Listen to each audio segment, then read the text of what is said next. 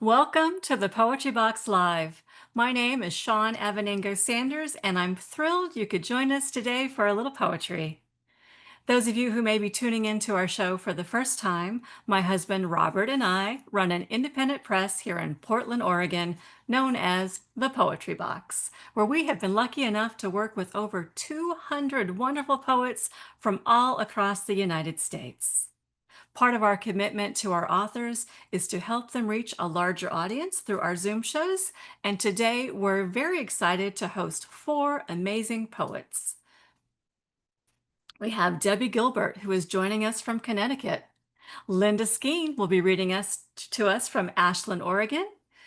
W.D. Frank is joining us from Washington State, and Shawn Pittard is bringing us poems from Sacramento, California. So let's get started with our first featured poet. D. Walsh Gilbert is the author of No Mother But the Sky, a lovely collection about belonging and continuing and praising what you discover along your journey. Debbie is a dual citizen of the United States and the Republic of Ireland. In addition to No Mother But the Sky, she has written 9 other poetry collections. Her poems appear widely in poetry journals online and in print. She serves on the board of the Riverwood Poetry Series and is co-editor of the Connecticut River Review, published by the Connecticut Poetry Society. Debbie lives in Farmington, Connecticut, on a former sheep farm at the foot of Talcott Mountain, near the watershed of the Farmington River. She welcomes turkey, bear, and bobcat as daily visitors from the forest behind her home, writes every day, and visits her family in Ireland as often as possible. It's my pleasure to welcome Debbie Walsh Gilbert. Hello, everyone. Thank you, Shawn. Thank you, Robert. Thank you, everybody on the Poetry Box team. It has been just such a pleasure to work with all of you. I've really appreciated it. The book is beautiful. You can see it's so pretty. Cover is just lovely. And I really appreciated everything you did to make that come to life. No Mother But the Sky is a book. It was written with all of you in mind, all of you who are here tonight, my readers, my listeners, my workshop partners. All of you have helped me with my writing, and I truly appreciate it. You've all been there for me. And so this chapbook is actually dedicated to you. The first poem that I'll read tonight is actually the first poem in the collection. If you're following along, it's on page 9. It's called When Poet Peoples Come. And that's you. That's all of you. So this is for you. When poet peoples come, they descend from the constellations the way traces of snowflakes ribbon from a ripe sky's clouds. And just as every snowflake's different, each follows her own path. They cut little slivers through the veil of fog, and then those slices seal behind them, shutting out the darkness and what is empty. They land primal and embryonal. No voice greets them where they are. They build their world, one running stitch at a time. Like bayonets, their cold needles weaving lace or burlap as they need. They can trap a fiddle in a falling star and make it sing the notes of moonlight, or gather avalanches in their hands. And like me and you, they speak alphabets, searching for a language oracles asking for a tongue. So yes, this chapbook is dedicated to you. We all know that when we're writing, those of us who do write, we know that we have to dig around a bit, find things when we're writing. I have a pond that's just in the back of my home. It's overgrown, and you know, you'd have to dig around quite a bit for anything to really show up. The weeds have taken over, and I would really love to have a little shed there, some place where I could write. This next poem is called Rummaging with Dirt Beneath Her Fingernails. And if you're following along, it's on page 17. Here, held in place by the gravity of earth, a potting shed settles next to Alsop Pond, with its horsetail, pussy willow, inkberry, and blue flag iris knee-deep in weedy tangle and black mud. A poet teaches zinnia seeds the vocabulary of kiln-dried terracotta. Here, night drops as softly as the crumbs of potting soil fall. The world beyond, winter's end, recurring thaw, refreeze.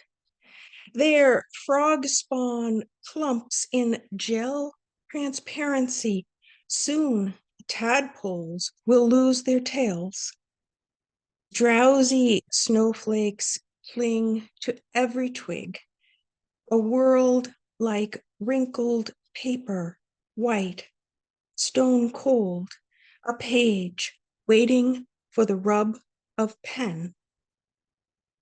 But in this shed, an auspicious time for burying what will never be seen again, the arrowhead seed capsules which have trapped summer and promise to return it. The breath of digging now fogs the window glass, begs a finger to write one vivid word.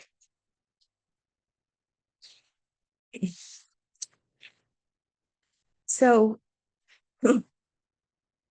one of my wishes for all writers is that you can experience the joy of just letting loose, just writing with abandon. It's a wish that I hope that you all can experience. So this one again, for you, it's the title is Walk a Craggy Cliff Edge. If you're following along, it's page 21.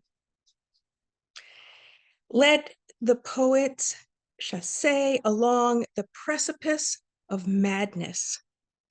After their climb through scree over scarp toward ridge, let them see the majesty of void at the pinnacle, the depths of endless sea to the right, and left only unexplored caves. Let them find a craggy cliff edge. They have centuries to finish. They have memory's labyrinth in which to loop and whirl and pirouette. Room enough for the glissade of waltz. An ardent fever, no one's looking. Lunacy is made brilliant. Hysteria and delusion will expose the wizardry of divination.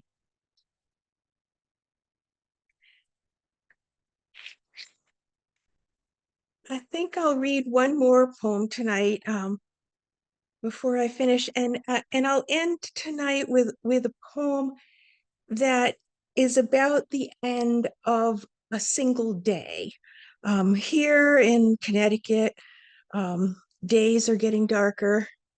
I'm sure there too. The leaves are getting brighter. Uh, this last poem for tonight is called Eventide, and it's a bit of a lullaby. So a good way to end the evening for me, for my reading. This is Eventide. It's on page 23. A woodland path dissolves at twilight. This is the most solitary time to walk along it, to follow what's been beaten down by creatures and mystery. Unmarked trails fade into blue-gray dusk and evening's blur. They're only recognized by memory, by having been there once before. The haunting of vague histories will return. The stillness and the silence overwhelm. It's the time for foraging by nose, a sniff of sweet pepper bush, hypnosis lured by huckleberry, consciousness now lost. This is the act of witness a poet seeks. Her footprints retreating somewhere unknown, the chance to heed without interruption, to attend and pursue, to hunt and to attain. The descending dark improves fragile vision. The silhouettes of gloaming trees begin to become ancestor, myth, pools of hidden ink. The downy, muddled uncertainty of dream. So, thank you very much for listening. Thank you, Debbie. Oh, I really enjoyed this collection so much. The whole book is just a lovely ode to writing itself. And you have so many wonderful lines in the book, but some of my favorite are trap a fiddle in a falling star and make it sing the notes of moonlight. I love that. And then, of course, a snuffle in the marigolds, which really was Oh, the yes. inspiration for the cover. Yes. Really love the last poem in the book, the praise the gifts of image, really brings home the magic of writing poetry and how, as you say, we become twice lived as this is written.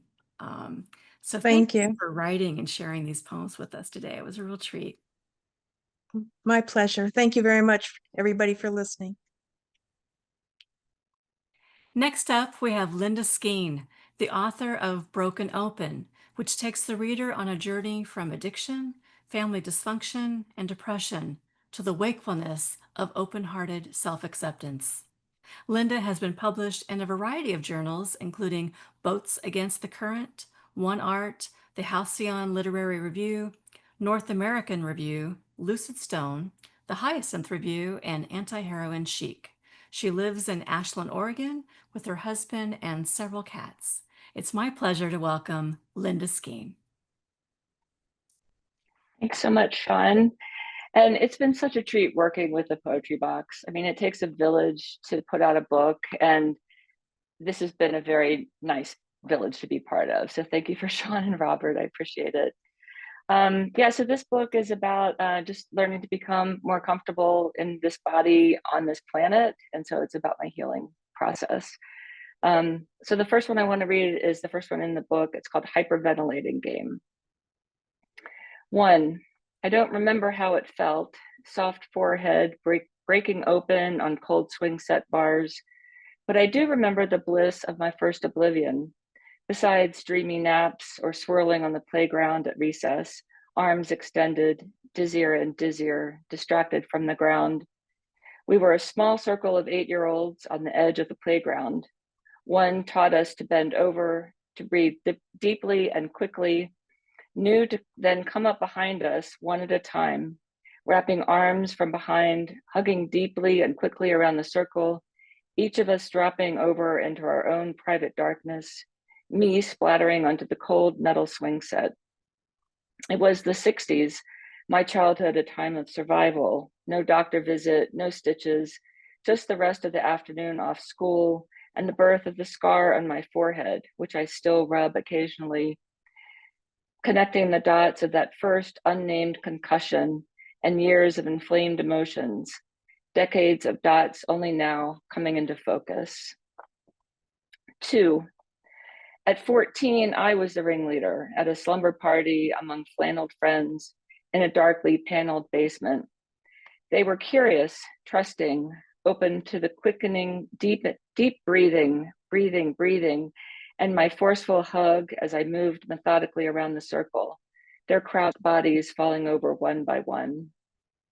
My best friend told me decades later that she'd hid in a closet, afraid of my strength and fearless focus, my commitment to wherever it was that made me want to lose no shift consciousness, to go into the unknown, and my willingness, no yearning, to meet others there, always believing, hoping it was safe and had to be, must be better than where I was. So that was the start of the journey. The second one is called The Swing, and it's for my friend Sandy. Even 30 years later, the memory of the swing is still clear. Long black and plastic rope looped around a worn board, hung from a thick limb of a barrel-chested oak. The circles we'd swing in that hidden patch of forest, up and over the rusting cars, into views of the sunset, the cool air scented with brown fall leaves. We'd push each other to get started, then let go, taking turns watching each other soar. It must have only lasted a couple of breathless months, running to the swing after school. And then someone burned the rope, and then someone burned the seat, and then the entire woods were razed. Such a normal chain of events, such normal loss, such normal memories of arching fearlessly through the air, flying in circles until dark.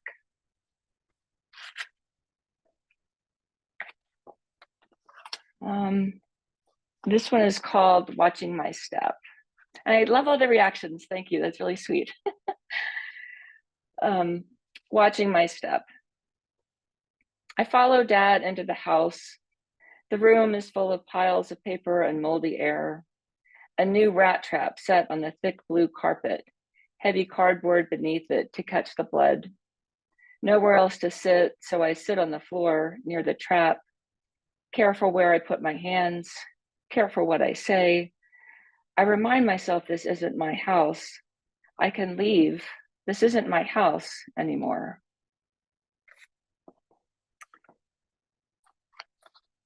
And the natural world has been such a huge part of my life and my healing process. And so this one is called Clear Cutting.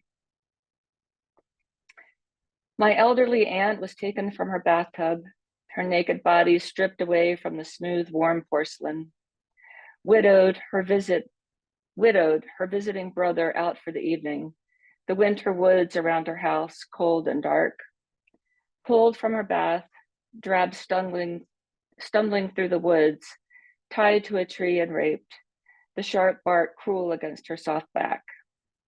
And when he was done and she was alone, she looked around at the now unfamiliar landscape.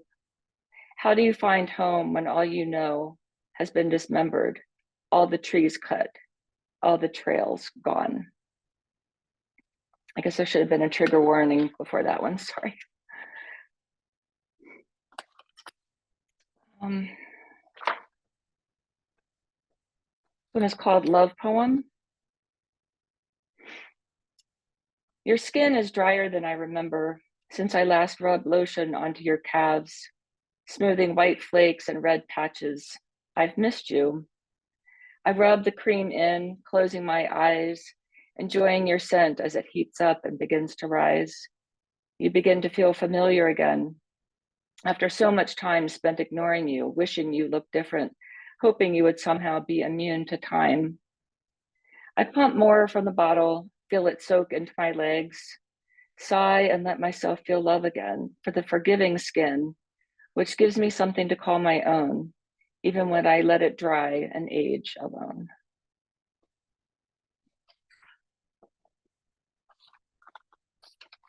How are we doing on time? Okay.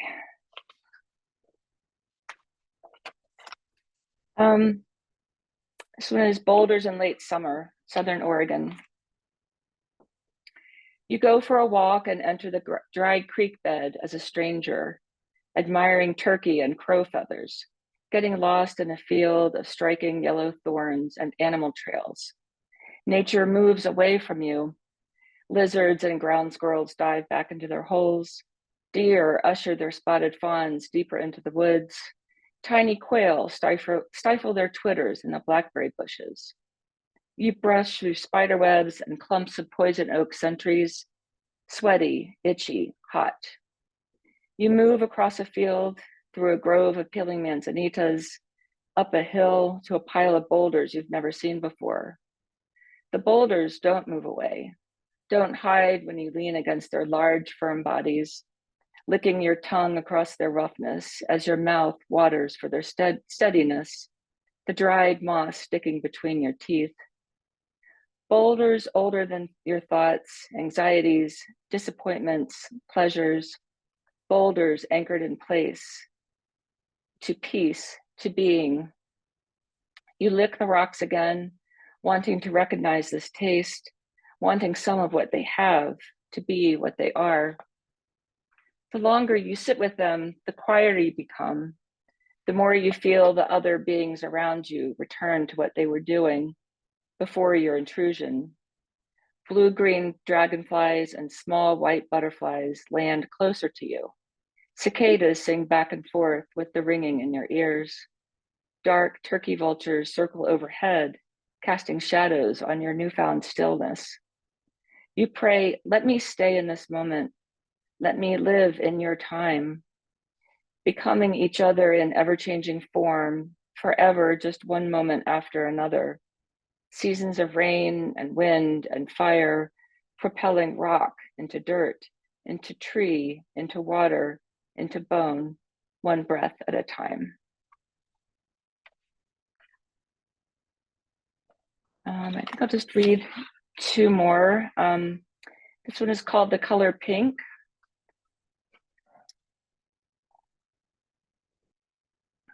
The color pink.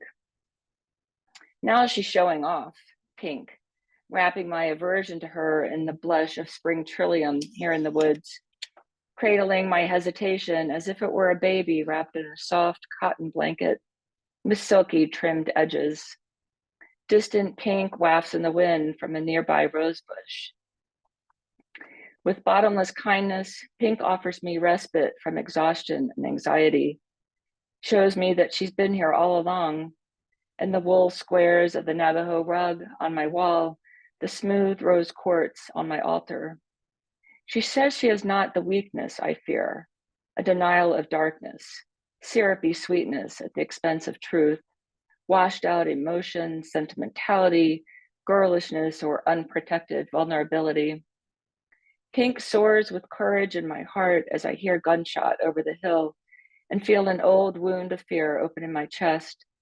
Stay here with me, she says. You can feel more than one thing at a time. The mix, a swirl of wonder, of the unknown, even as I hyperventilate with panic. Stay with me, she says. Don't leave yourself. I thought I had an aversion to pink. She shows me she has never left, invites me into a primal embrace, the sky transitioning into whatever comes next, my heart suddenly big enough, strong enough, safe enough to take it all in. Okay, and I'm going to finish with Broken Open, which is the title poem of this book. Broken Open. After the amethyst shattered, a ray of light exploded through her newly revealed crystalline beauty.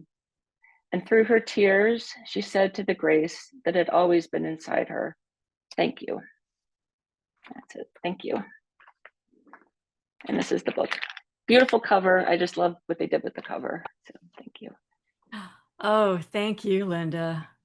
I tell you, I really appreciate your raw candor in some of these poems, and I know how much courage it takes to be vulnerable. So thank you for that. And through your poems, you have shown that it's possible to break away from familial cycles and look to the natural world around us to find that stillness and find that acceptance within. So that's just really a beautiful, beautiful gift. So thank you for sharing these poems with us today.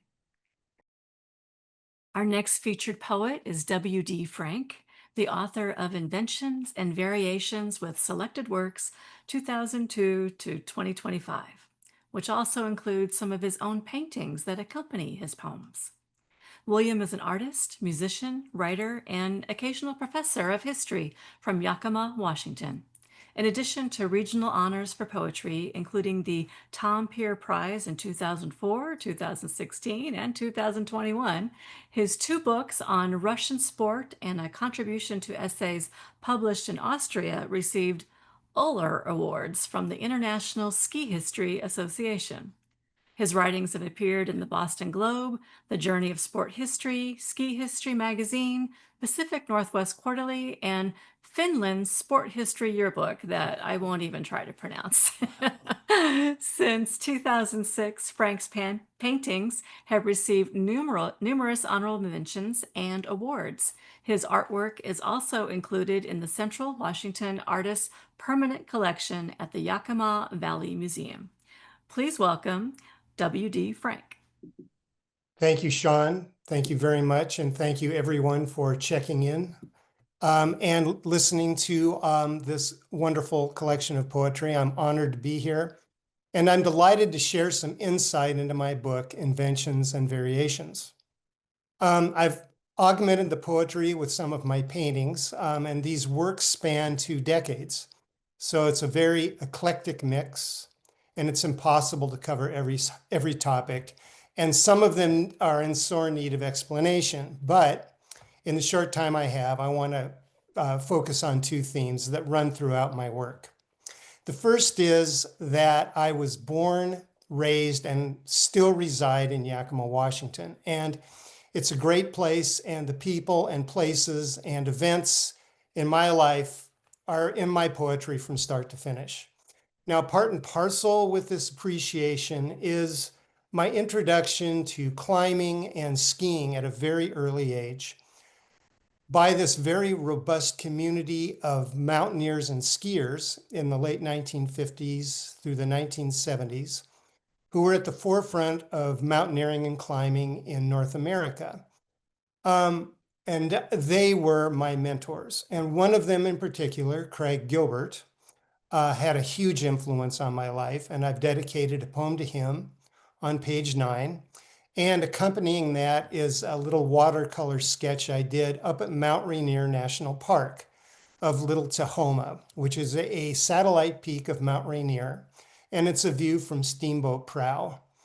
And I saw it for the first time with Craig Gilbert. Now it's on the east side of Rainier, and we consider the east side our Yakima side. And all of these views that we have, and Mount Adams, and all of the Cascade Range have been the main subject of my artwork for decades. On the cover of my book, you can see it behind me here, is a painting of the Sarvant Glacier and the Cowlitz Chimneys. And this is also at Mount Rainier National Park on our east side. And to bookmark that painting, I've included a photo at the back of the book, my poet's portrait, of me on skis. And this is a photograph taken just on the other side of the Cowlitz Chimneys. Skiing has played a major factor in my life. In the section devoted to German and Russian poems and translations on 13 to 22, you can see some of that. Now, skiing factors into my second major theme, because if it hadn't been for skiing, I would never have met Betsy Shaw in California at a ski race in 1978. And for 36 years, Betsy was my companion, my best friend, my confidant, my harshest critic, and my greatest inspiration, and my wife of 32 years. There's a painting of Betsy on the dedication page, painted when we were hiking on Lopez Island. And some of the poems I wrote while we were traveling together, I include in the first section, Morning in Venice and Seattle Metro. Betsy moved up to Yakima from Berkeley, California, which was a major shift in her life. But she immediately became a vibrant part of our community. Among her many endeavors, she was the first executive director of Cowichan Canyon Conservancy. She was the prime mover in getting a 2,000-acre parcel of land known as Snow Mountain Ranch out of private hands and into the stewardship of the Cowichan Canyon Conservancy. And it is now considered one of the crown jewels of the Yakima region. There is a trail dedicated to Betsy out there called Betsy's Trail. So in the series of poems I've dedicated to Betsy that start on page 24, I've included a watercolor of Snow Mountain Ranch, a very iconic viewpoint out there. Now, this painting that's on page 23 was also recreated, I hope you can see this, on this beer can as a Cowichan Canyon Conservancy fundraiser. And all of the sales of Inventions and Variations that go through Poetry Box will accrue to Cowichan Canyon Conservancy in Betsy's memory. Betsy's health in her final years was deteriorating rapidly. Sorry, this is hard to talk about. And she died very suddenly one day in April 2014. And this was an instantaneous, radical shift in my life and in the lives of all of us who knew her and loved her. It flipped the script for me. And in the year that followed, and all subsequent years, I've turned to poetry and art to deal with that. So I have included 4 poems on pages 25 to 28 in a section called The Year Without You. These were written in the immediate year after she passed away, and they're like conversations I was having with my best friend, although she was no longer physically here. I should mention that our home for 20 plus years, bordered Cowichan Canyon lands, and Betsy would hike out there nearly every day, especially in the spring, to look for wildflowers. And one in particular is called Hoover's Tauscha. It's very rare. It only grows in the Cowichan Canyon lands. So this poem I'm going to read, Spring 2015, on page 26, is my memory of a day I went out to hike one of her trails in the immediate aftermath of her death and was remembering how much she loved to go there. It was a day you would have loved out there. A strange warm break in this incomprehensible winter. Strolling through the canyon with grass widows backlit and glowing like 1,000 vermilion lanterns in the morning sun. Early violets and yellow bells were brilliant, sweetheart. And the Tauscha is showing too, more robust than ever, your favorite flower. Same as the ones you found years ago, growing in tiny rock patches behind our house.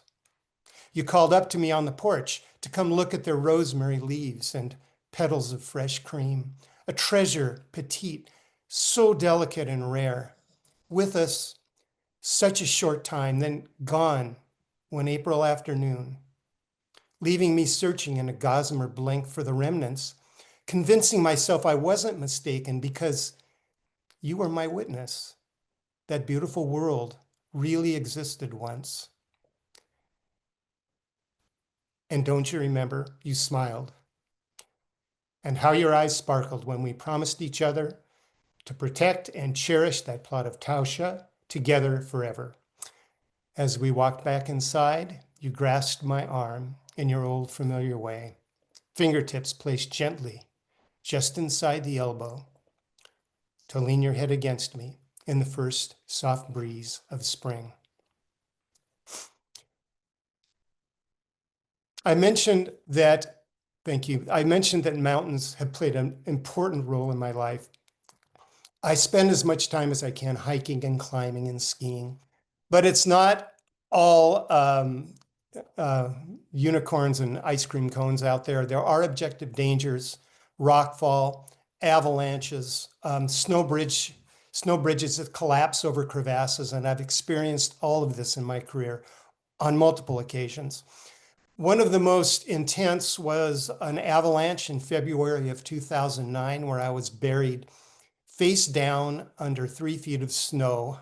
And my impressions of avalanches you can read about in Inventions and Variations on Homer on page 44. Now, when an avalanche comes down, it's like in the movies, there's a big cloud of snow or a big wall of snow that comes down.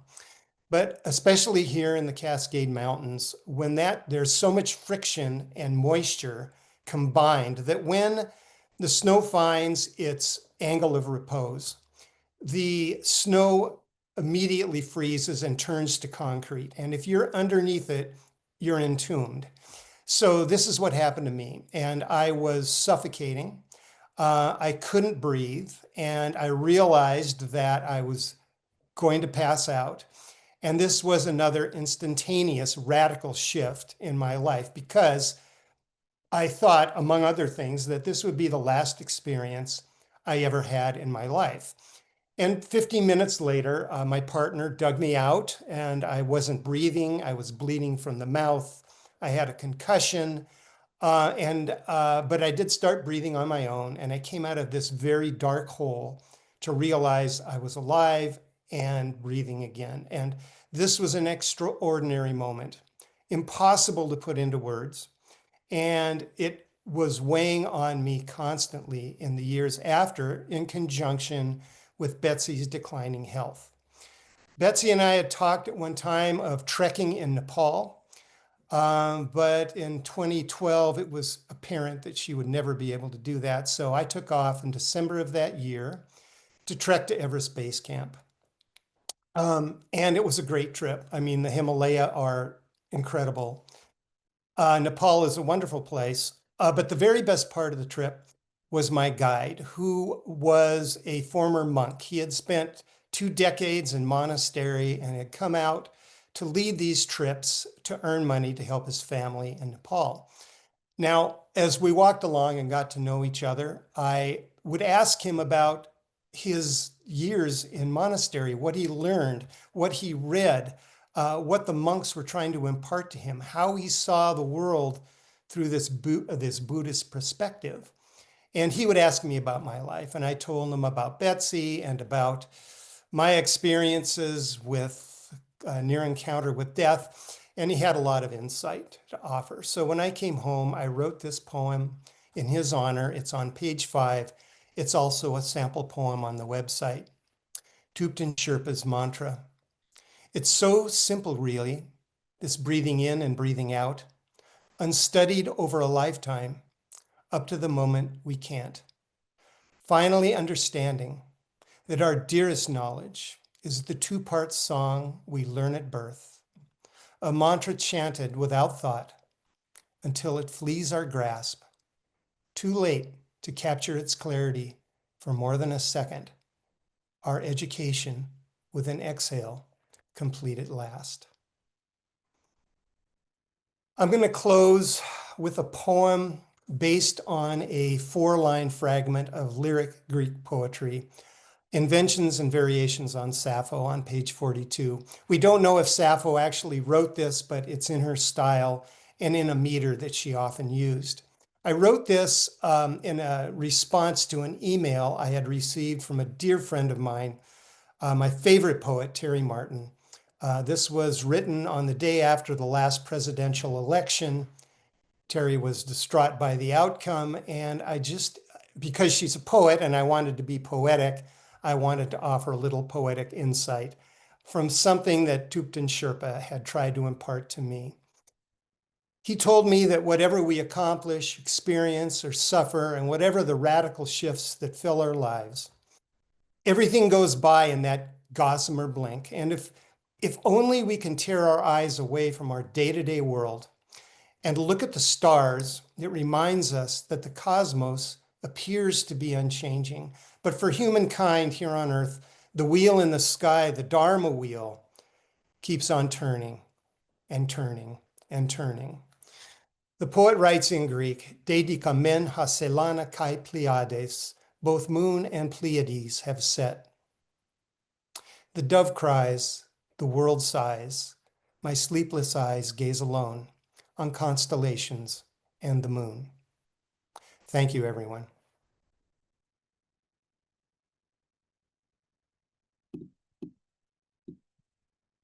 Well, thank you, William. You're right. Your book does cover a lot of ground, but I really love the way it just takes the reader on a journey, both in physicality and emotionally. It's such a generous collection of poems, taking us to Venice in one moment, then to these snowy mountains, and then allowing us to share in your grief of Betsy. That was really beautiful what you shared with us today. And I do love the way your paintings help make some of the poems even that much more visceral. So thank you for sharing these poems and your heart with us today. Thank you. Our final featured poet today is Shawn Pittard, author of Shelter in Place, which explores how the pandemic, aside from the tragedy, allowed us to look deeply into the familiar and into ourselves. Shawn is the author of 3 previous chapbooks, Witness, which was a finalist in the Poetry Box 2024 chapbook contest, Standing in the River, the winner of Thibaut Bach's 2010 Clockwise chapbook competition, and These Rivers from Rattlesnake Press. He's been a coach for Poetry Out Loud and a California poet in the schools, taught recitation and writing in middle schools and high schools, including juvenile hall, and with veterans and the men in Folsom Prison.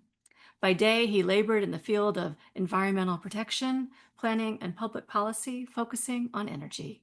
It's my honor to welcome Shawn Pittard.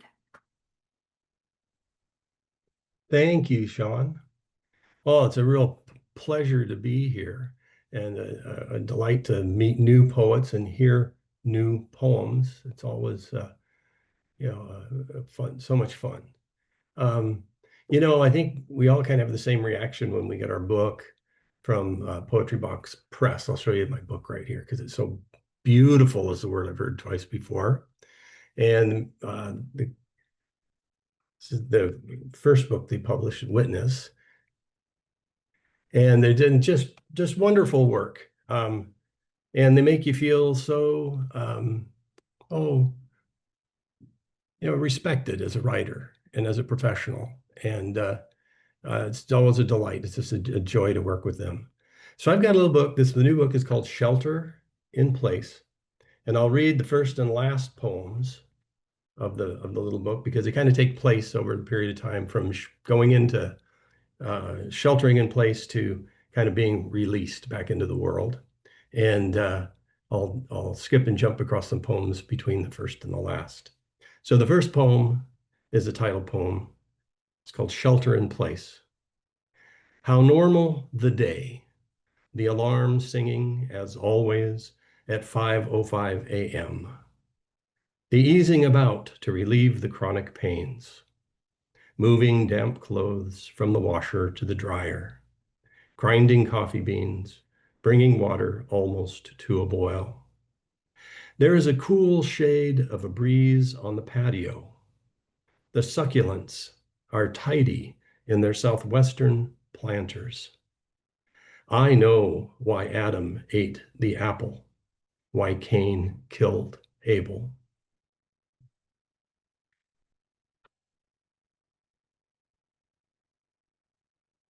This poem is titled August. The summer breeze smells of a long spring, lifts hummingbirds and fat black bees to the trembling throats of pink and yellow flowers. Apples ripen on the sour-facing fence. Cicero said, if you have a garden and a library, you have everything you need. But I'm dreaming about mountain lions and the blackberries growing wild by the river, succulent and sweet.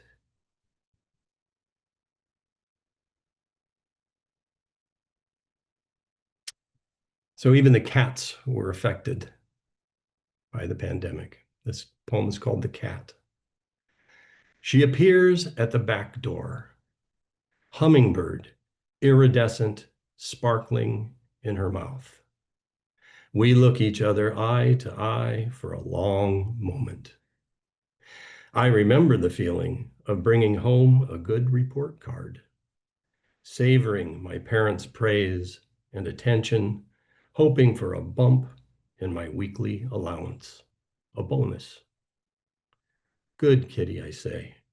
Now get rid of it.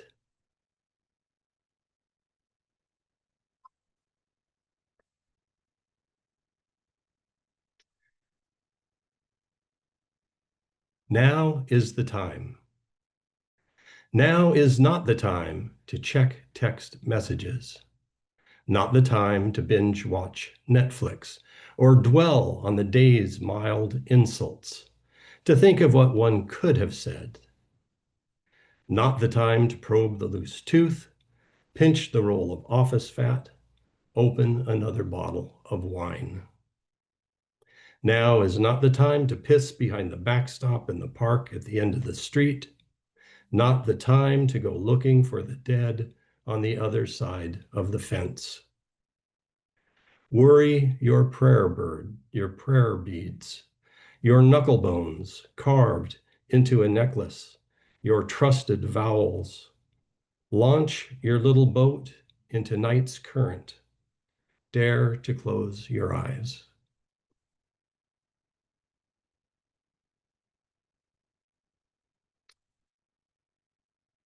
So my niece in London, Kaylin, asked me to read this poem. She likes this one.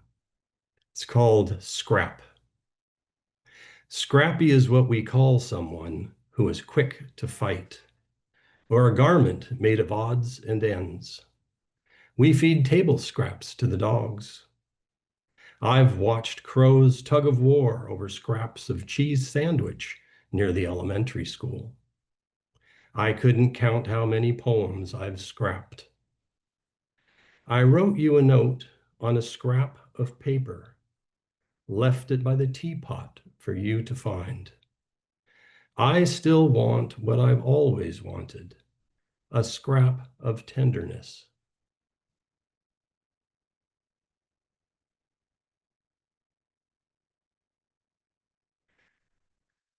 So I hope most of us avoided the COVID, but we've all at least had the flu. So this is a poem about, this is probably me not knowing which it was. The poem is called Ghost Muse. You sang happy birthday in an octave only I could hear. Let a strike anywhere match said, blow it out. That was the first night of the fevers. On the second, you brought water almost to a boil, sliced bright lemon, grated ginger, whispered Borges. Like Jonah, I found myself washed ashore on the third night. Breaking waves chanted, be braver. A hummingbird met me eye to eye weeks later on the patio.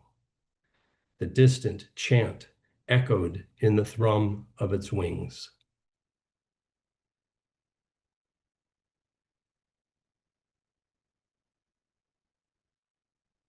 So this poem is called Talking to the Neighbors, and not all of our neighbors are humans. We've got some of our neighbors are dogs. It's called Talking to the Neighbors. The stars leaned in from the darkness. I lit a fire in the barbecue. Howling moon, we got all the dogs in the neighborhood barking. Whiskey-voiced low notes, yips and yaps across the fence lines. Now it's birdsong and first light. The sky, a tangle of branches and apple blossoms. A butterfly falls like a leaf to the ground, flutters in the dappled fracture of a torn shadow.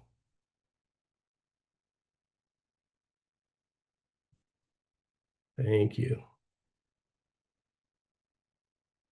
So we're coming close to the last poem of the collection. It's called After the Pandemic. Kissing made a comeback, along with touching fingertips. People marveled at the sense of an other. Picnics were essential. Family dinners remained a staple. Leftovers eaten for lunch. The homeless slept under the freeway. Oil futures were our futures again. The lonely still looked to the moon. Thank you very much.